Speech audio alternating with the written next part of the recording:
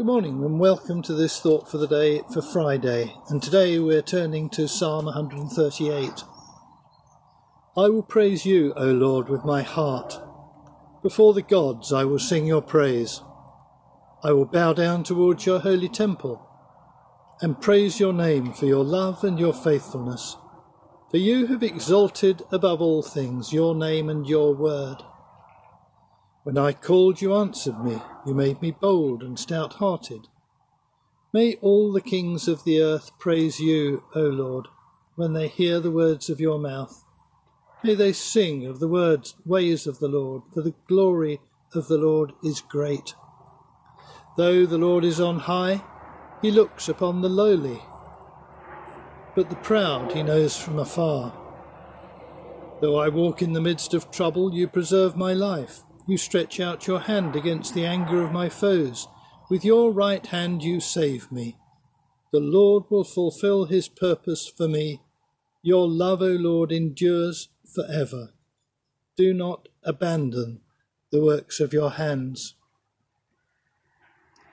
Few of us have not known anxiety over this period of lockdown.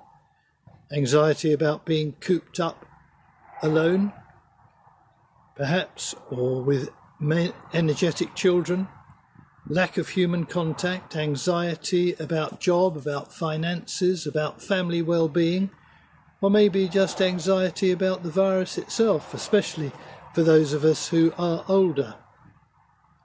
For the psalmist, so often the threat was the mortal threat of his enemies.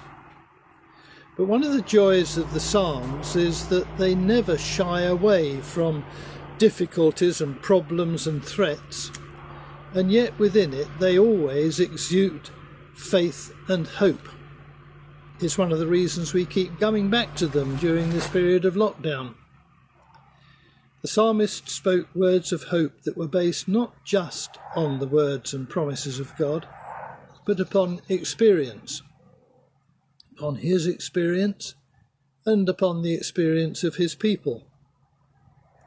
The Jews have had a pretty torrid time in history. For much of the time they've been without a land of their own.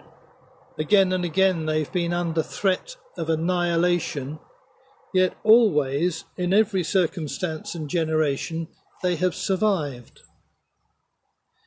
It is said that Frederick the Great asked for proof of the existence of God.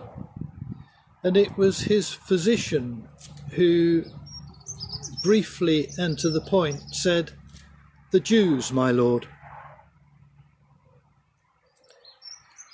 I hope you have a good store of examples of God's faithfulness in your memory bank.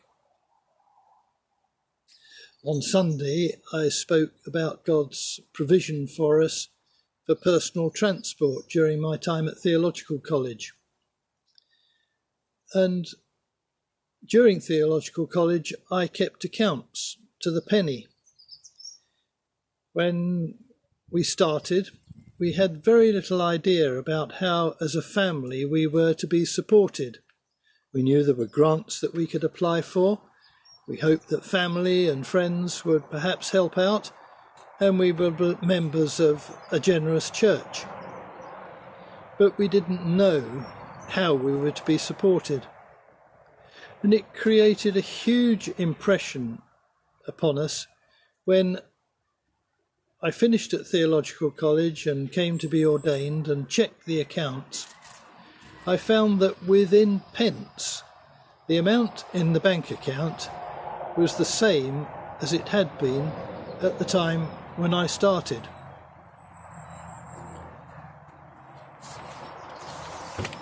As we go through life, there will always be times of uncertainty and times of threat, and this is definitely one of them.